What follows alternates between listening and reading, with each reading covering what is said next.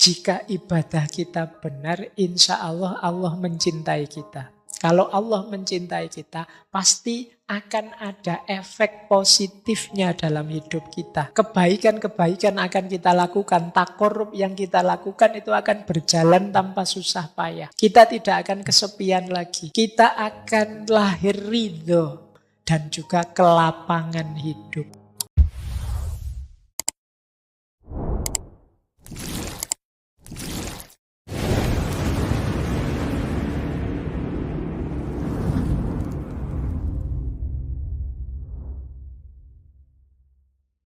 Assalamualaikum warahmatullahi wabarakatuh. Bismillahirrahmanirrahim. Ada ciri lagi, yaitu menomorsatukan yang dicintai, bahkan dari dirinya sendiri. Kata Syekh Abdul Qadir Jailani, para wali Allah itu senantiasa tidak memiliki kecenderungan hati kepada makhluk. Karena cintanya hanya Allah saja. Mereka ini seperti orang peka, tuli, buta. Manakala hatinya dekat dengan Allah, mereka tidak mendengar siapapun kecuali mendengar Allah. Tidak melihat kecuali melihat Allah. Melihat dengan hati. Jadi tidak melihat hatinya kecuali melihat Allah. Melihat dengan hati itu berarti menyadari hadirnya Allah dalam dirinya. Mereka berada di antara jalal dan jamalnya Allah. Di antara jalal dan jamalnya Allah itu, melihat apapun itu dilihat aspek jalaliyah dan jamaliyahnya Allah. Jalaliyah itu keagungan, kebesaran, kekuatannya Allah. Jamaliyah itu keindahannya Allah. Melihat gunung misalnya, melihat gunung yang sedang meletus dahsyat, luar biasa. Kita Allahu Akbar. Ini namanya kita lihat jalaliyahnya Allah, kebesarannya Allah. Tapi melihat gunung di pagi hari, misalnya sunrise, luar biasa indahnya ya gunung itu. Nah, kita tidak berhenti di gunung, tapi kita sadari gunung itu adalah refleksi jamaliyahnya Allah, keindahannya Allah. Melihat tsunami, jalaliyahnya Allah. Melihat laut yang indah, jamaliyahnya Allah. Yang di sini putra, sana putri. Noleh sini jalaliyahnya Allah. Noleh sana jamaliyahnya Allah. Karena saya cowok, nanti kalau yang pembicaranya putri mungkin dibalik. Kalau lihat putra, jamaliyahnya Allah. Banyak yang ganteng-ganteng. Kalau lihat yang putri, kebesarannya Allah. Dan lain sebagainya. Jadi seorang pecinta itu membaca segala sesuatu dari perspektif yang dicintai. Yang dicintai selalu nomor satu. Ketika kalian jatuh cinta misalnya, itu kan kalau jalan-jalan di mall misalnya, nonton misalnya orang jual baju, terus kamu mikirnya, wah yang saya cintai itu Pak, sukanya baju warna hijau ini loh Pak. Dia sukanya baju model, jadi yang kamu pikir duluan yang dicintai. Begitu masuk ke restoran, wah ini kalau sama pacar saya Pak, dia biasanya pesen es teh ini Pak, biasanya pesen tempe biasanya. Karena saya memang ngajaknya cuma ke angkringan. Adanya ya menunya cuma itu-itu. Tapi kan yang terkenang itu memang keinginan yang berhubungan dengan yang kamu cintai, bukan keinginanmu sendiri. Ini namanya menomorsatukan yang dicintai. Oke, jadi ini karakternya orang yang mencintai. Di antara syarat cinta pada Allah adalah tiadanya irodah di dalam jiwa dan tidak terrepotkan oleh dunia, akhirat atau makhluk yang lain. Satu-satunya orientasi hanya Allah saja. Bahkan para sufi itu, misalnya dulu ketika kita mengkaji Robi'ah al-Adawiyah, bahkan surga dan neraka pun tidak lagi menggoda mereka. Satu-satunya target hanya Allah saja.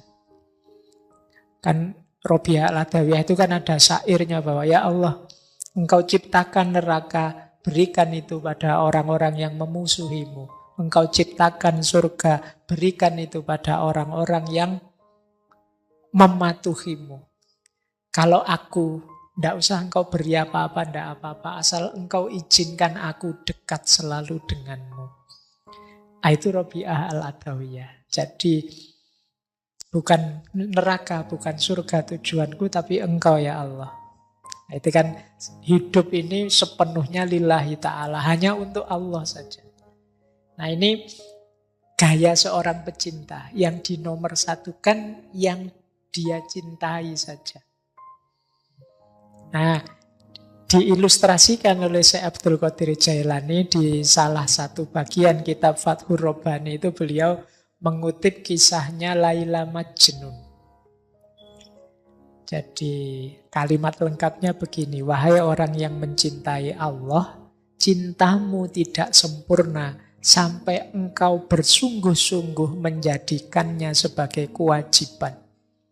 Segala yang engkau lakukan adalah sepenuh perhatian. Jadi sepenuhnya untuk Allah saja. Bahkan kayak kewajiban. Mungkin teman-teman tanya, Pak, dalilnya mana, Pak? Wajib mencintai Allah. Itu misalnya kalian tanya begitu. Kata Syekh Abdul Qadir Jailani, pokoknya ayo kita jadikan mencintai Allah itu sebagai kewajiban.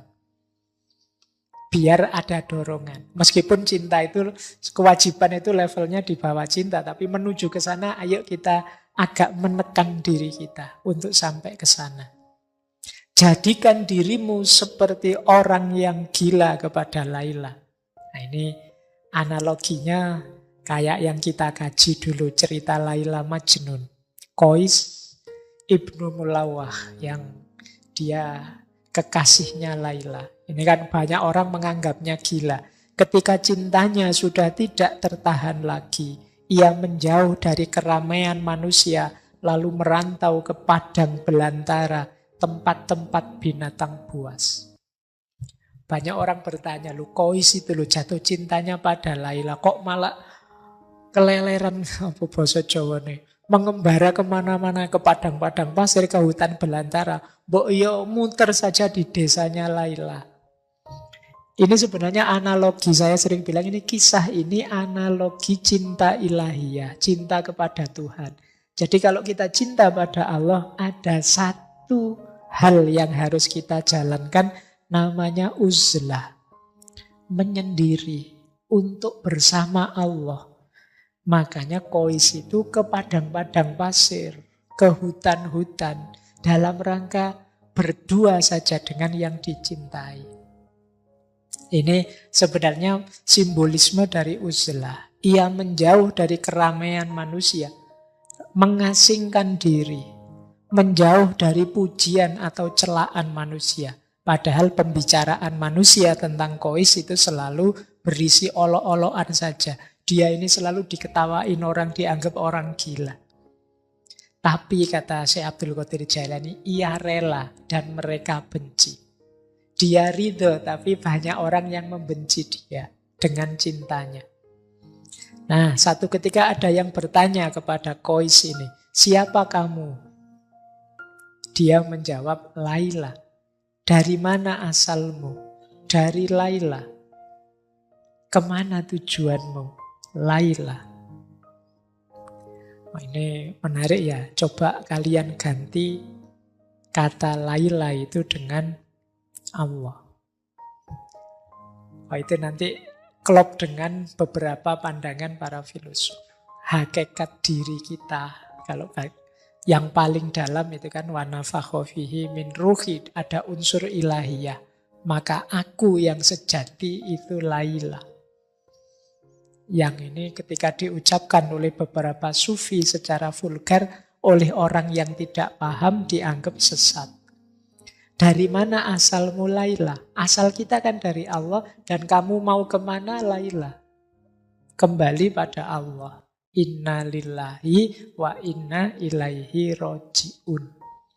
Jadi Qais ini diajak ngobrol apapun tidak nyambung. Dia nyambung kalau diajak ngobrol semacam ini. Kata Syekh Abdul Qadir Jailani, dengan demikian telah nyata bahwa Qais ini buta selain pada Laila. dia tuli dari pembicaraan selain suaranya Laila. Jadi kalau tidak ada hubungannya dengan Laila, dia enggan. Orang yang mencintai Allah juga begitu. Kalau tidak ada hubungannya dengan Allah, dia menghindar. Nah ini syaratnya tadi ya. Terus, sifat pecinta yang lain adalah tidak mendua. Jadi berarti tidak selingkuh. Allah paling tidak suka diselingkuhi, diduakan. Nah, ini bisa dipakai dalil ya. Kalau yang tidak mau selingkuh. Kayak sinetron kemarin lah, layang-layang. Ya. Nah, kalau ada yang tanya dalilnya apa, ada Al-Qur'annya. Karena Allah itu tidak menjadikan dua hal di satu hati. Kata Syekh Abdul Qadir Jailani, anak-anakku, muridku, kalau engkau cinta pada Allah, jangan kamu satukan dengan mencintai yang lain. Kenapa? Karena Allah tidak menjadikan seseorang mempunyai dua hati di satu dada. Jadi kata Syekh, dunia dan akhirat sulit kalau digabung jadi satu. Kalau tujuannya dunia dengan kendaraan akhirat bisa. Itu kan yang di hati kita tetap akhiratnya, tetap Allahnya. Tinggalkan segala yang fana sehingga kita ketemu yang sejati, yang tidak fana. Di Fathur Rabbani bahkan ada ilustrasi. Nabi Adam ketika dulu di surga, dia salah orientasi cintanya. Dia begitu mencintai surga dengan taman-taman dan keindahannya yang membuat dia berjarak dari Allah. Bahkan pesannya Allah untuk jangan dekat-dekat di satu pohon pun dilanggar. Jadi kesenangan surga membuat dia, ini kalau di Fathur Rabbani, terpisah dari Allah. Dia memisah antara Allah dan surga. Akhirnya apa? Merasakan kepahitan, diusir dari surga, diuji memakan buah terlarang. Akhirnya terpisah dengan Ibu Hawa dalam waktu yang tidak pendek. Sekitar 3.000 tahun. Dia di Sarandib dan Ibu Hawa di Jeddah. Nah ini ilustrasi. Nabi Yakub juga begitu. Begitu sayang dia sama putranya Yusuf. Akhirnya oleh Allah diuji dengan perpisahan yang cukup lama. Sampai saking sedihnya nangis sampai matanya buta. Jadi maka para pecinta jangan mendua. Bukan berarti saya nggak mencintai Hawa di Adam. Atau berarti nggak mencintai Yusuf di Nabi Yakub. Enggak. Cintailah, tapi jadikan itu jalan untuk menomorsatukan Allah. Di hati kita tetap harus Allah saja. Nah ini sifat pecinta. Nah sifat pecinta selanjutnya adalah takut dan mengharapkan. Nanti silahkan teman-teman dibaca sendiri ya. Yang penting saya jelaskan maksudnya. Orang yang mencintai itu takut kehilangan yang dicintai dan mengharapkan ridhonya yang dia cintai. Itu pasti. Kalau tidak ada ini, kemungkinan belum cinta. Kamu takut nggak ditinggal dia? Enggak Pak, kalau ditinggal yo nyari lagi gitu aja kok repot. Itu pasti belum cinta. Kalau cinta pasti takut ditinggal. Dan berharap dekat terus, bareng terus. Kepada Allah juga begitu. Ingin dekat terus, ingin bareng terus. Takut Allah murka, takut Allah marah, takut Allah tidak ridho, tidak berkenan. Ini sifat pecinta selanjutnya. Kemudian, nah ini kita masih setengah sebenarnya. Ini jalannya. Jalan kita untuk menempuh cinta ilahiyah atau mahabbah adalah yang pertama uzlah. Jadi menurut Syekh, ini satu paragraf ini saya baca agak menarik. Suatu kecelakaan bagi orang bodoh. Mengapa dia tidak mau belajar? Tapi 7 kali lipat kecelakaan bagi orang berilmu. Mengapa tidak mau beramal? Sehingga lenyap barokah ilmunya dan lepas tanda keilmuannya. Yang benar bagaimana? Berilmulah, beramallah, kemudian jauhkan dirimu sementara dari makhluk untuk menumbuhkan rasa cinta kepada Allah. Karena kalau kamu dekat terus dengan makhluk, kemungkinan besar kamu tergoda dengan dunia. Maka ada jalan yang lebih lurus, lebih utama. Ayo kita cari ilmu, mari kita mengamalkan ilmu. Dengan ilmu dan amal ini, mari kita mendidik diri. Antara lain dengan uzlah sebentar. Uzlah ini menjauh. Ya kalau uzlah ini ya tergantung situasi kita. Teman-teman silahkan mengambil strategi uzlahnya sendiri. Mungkin Pak, saya uzlahnya sepertiga malam terakhir saja ya Pak. Kalau ke gua saya tidak kuat Pak, jauh dari mall misalnya. Nggak bisa belanja saya Pak dan lain sebagainya. Ya tidak apa-apa Pak, saya uzlahnya bisanya seminggu sekali Pak. Ya kalau akhir pekan saja, kebetulan masih jomblo jadi saya sendirian. Ada momen untuk uzlah. Uzlah itu dalam rangka apa? Refleksi, muhasabah, menghitung diri. Demi peningkatan kualitas diri. Jangan terus-terusan kamu terlibat dengan orang lain, dengan makhluk. Kuatirnya kamu tidak kritis. Orang itu kan kalau dekat terus biasanya terus jadi tidak kritis. Jeleknya tidak kelihatan. Nah, jadi berilmu, beramal, kemudian menjauh sebentar untuk refleksi. Dari situ cinta akan muncul, berkembang. Dan kata Syekh di belakang itu, jangan dikira dengan uzlah itu kita akan tenggelam, dilupakan orang. Kata Syekh banyak cerita dengan kehendaknya Allah. Justru perbuatan itu mampu memasyhurkan, memperharum namamu di hadapan makhluk. Bahkan semakin menambah bagianmu. Kadang-kadang kan kita heran.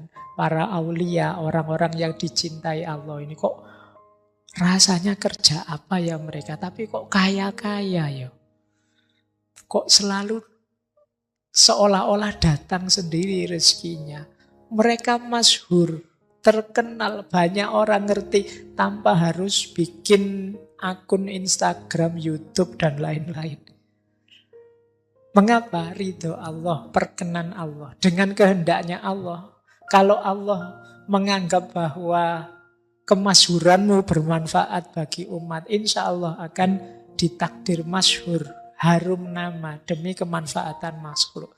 Kalian tidak usah sibuk mikir itu. Sibukmu adalah memperbaiki diri, mencintai Allah setulus mungkin. Jadi rumus pertama uzlah. Rumus kedua ridho. Apapun ketetapannya.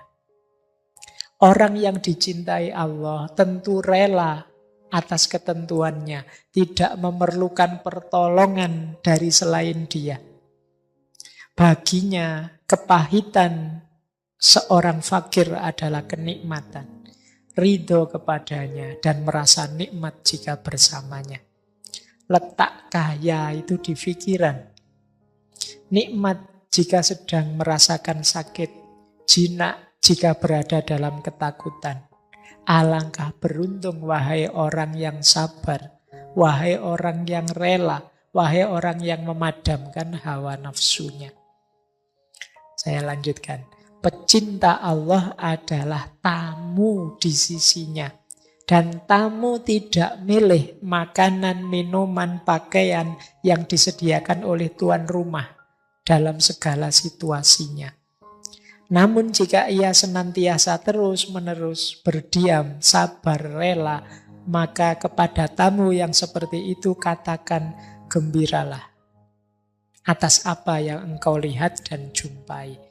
Jadi ini maksudnya, cirinya untuk jalan kita mendapatkan cinta pada Allah adalah ridho.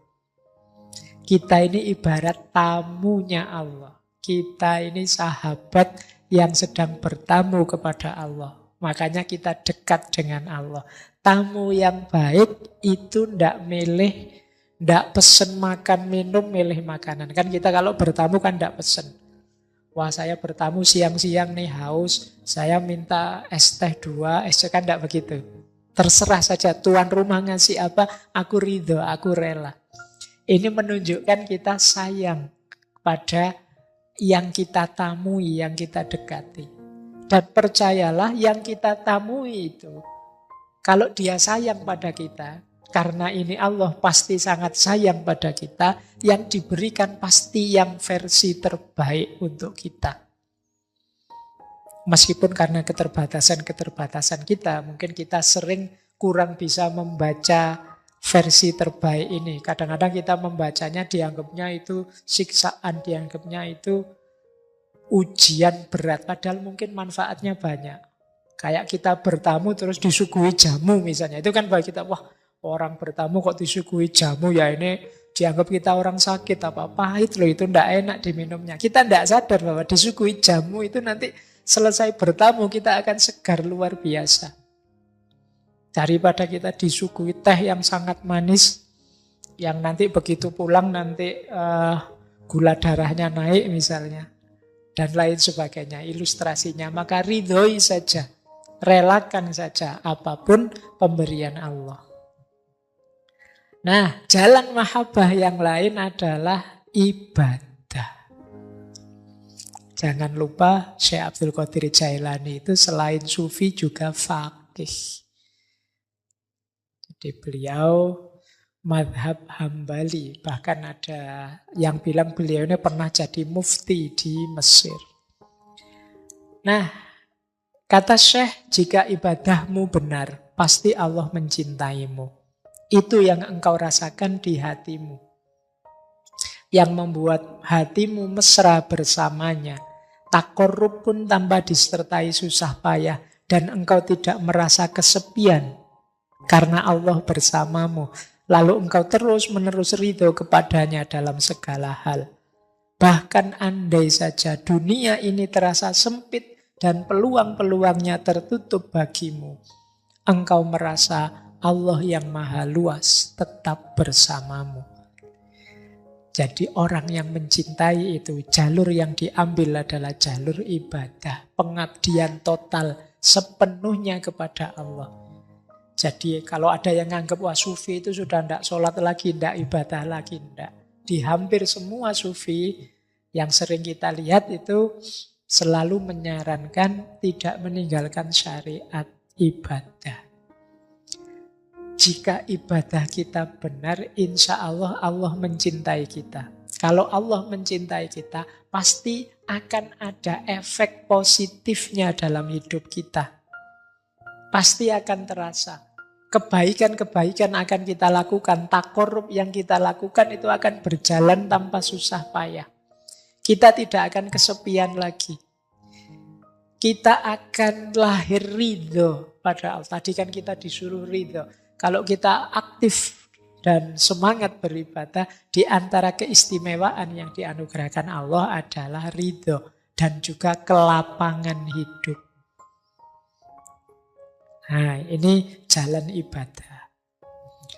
Saya lanjutkan. Nah, jalan lain mahabbah adalah bagaimana kita jadi rahmat bagi sesama. Jadi berarti apa? Kalau kita sudah mencintai Allah, jalan yang lain untuk menumbuhkan cinta Allah pada kita adalah mari kita bekerja, kemudian mengambil manfaat dari kerja kita, membantu fakir miskin, menjadi rahmat bagi sesama. Ringkasnya, mari kehadiran kita bernilai positif, kontributif pada sekeliling kita. Jangan hanya kita seneng-seneng gembira karena kedekatan kita pada Allah, kita juga harus peduli sesama. Kita juga harus ikut bersama-sama ngajak mereka, ngajak yang lain untuk juga dekat dan mencintai Allah. Berarti hadir kita jadi rahmat bagi sesama. Kata Syekh, beliau mengutip sabda Rasulullah, manusia itu adalah keluarganya Allah. Dan manusia yang paling dicintai Allah adalah yang paling berguna bagi keluarganya. Mari kita jadi orang yang paling berguna bagi keluarga kita. Siapa keluarga kita? Manusia. Semuanya saja. Ini jalan cinta. Jadi jalan untuk menumbuhkan cintanya Allah pada kita dan cinta kita kepada Allah. Nah, jalan yang lain adalah melakukan segalanya demi dan untuk Allah. Jadi kalau ini sudah sejak awal tadi kita jelaskan, orang yang mencintai itu melakukan apapun niat awalnya karena Allah dan tujuan akhirnya untuk Allah. Mengapa aku melakukan ini? Karena aku tahu Allah ridho dengan yang aku lakukan ini dan tujuannya juga untuk Allah. Jadi dari Allah menuju Allah. Kemudian kita tambah satu lagi aspek hasilnya apa sih? Mahabbah itu menurut Syekh Abdul Qadir Jailani, buahnya mahabbah yang pertama, kalau ini efek ya, semacam dampaknya. Yang pertama adalah keselamatan. Di paragraf yang saya kutip itu, Syekh Abdul Qadir Jailani mengutip dua orang kekasihnya Allah. Yang pertama Nabi Ibrahim, yang kedua Nabi Musa. Nabi Ibrahim diselamatkan oleh Allah ketika Allah berfirman pada api, jadilah dingin dan menyelamatkan. Jadi orang yang mencintai Allah, dia akan selamat dari apinya dunia, dari terbakar oleh hawa nafsu duniawi. Dia juga sebagaimana Nabi Musa yang diselamatkan dari tenggelam oleh lautan. Kata Syekh Abdul Qadir Jailani, seolah-olah Allah berfirman pada laut, wahai lautan dunia, jangan engkau tenggelamkan hambaku yang tercinta ini. Jadi di antara dampak itu ya teman-teman tidak usah terlalu fokus ke sini. Insya Allah nanti Allah turun sendiri menyelamatkan kita kalau kita mencintainya. Sebagaimana Ibrahim tidak menyangka ternyata api tidak bisa membakar dirinya. Sebagaimana Nabi Musa tidak tahu sebelumnya bahwa tongkat itu bisa membelah laut. Allah menyuruh memukulkan tongkat, ya dipukulkan saja. Ternyata lautnya terbelah. Itu Nabi Musa juga tidak diceritai oleh Allah sebelumnya. Jadi tidak terbayang. Nabi Ibrahim juga begitu. Tapi keimanan, keyakinan, dan kecintaan mereka pada Allah yang membuat mereka mantap. Dan akhirnya ada buah dari kecintaan itu, yaitu keselamatan. Nah, terakhir buahnya mahabbah apa? Ketika kita mencintai Allah, timbal baliknya tidak hanya Allah mencintai kita, tetapi sesama kita dan alam semesta pun akan mencintai kita. Kata Syekh Abdul Qadir Jailani, taubatlah padanya atas luka dosamu. Mendekatlah padanya dengan menjalankan kewajiban dan menjauhi larangannya. Tinggalkan dosa-dosa lahir dan batin. Berbuat baiklah yang nyata, karena itulah yang bisa mengantarmu ke pintunya, mendekat padanya, lalu dia mencintaimu, dan cinta itu membuatmu bisa cinta pada sesama. Rasa cinta padanya akan membuahkan cinta pada sesama makhluk. Dan pada gilirannya, bila Allah dan semua malaikatnya mencintaimu, semua makhluk pun mencintaimu. Jadi ketika kita mencintai Allah, Allah mencintai kita. Semua makhluknya pun pada gilirannya akan mencintai kita. Meskipun nanti di kalimat terakhir Syekh Abdul Qadir Jailani menyebut kecuali orang-orang yang kufur, yang ingkar, dan orang-orang yang munafik, yang palsu. Karena orang-orang ini ada pada gelombang yang berbeda. Mereka tidak ada di frekuensi kita, tidak selaras. Jadi energinya tidak selaras, tidak sama. Makanya dia sulit. Mungkin orang-orang yang palsu, yang munafik tadi justru benci melihat kita dalam cinta. Nah, terakhir, waktunya sudah jam 10 nanti. Ada satu bagian yang saya senang dari Syekh Abdul Qadir Jailani tentang cinta ini. Saya baca lengkap untuk menutup sesi kita malam hari ini. Ini peringatan pada anak-anak muda. Wahai anak-anak muda, kan yang malam hari ini yang hadir insya Allah muda semua, kecuali yang tidak. Yang tidak termasuk saya. Wahai anak-anak muda, waspadalah. Jangan sampai Allah melihat di hatimu ada selain dirinya. Nah, jangan sampai ada bibit-bibit cinta selain dirinya. Ya paling tidak malulah.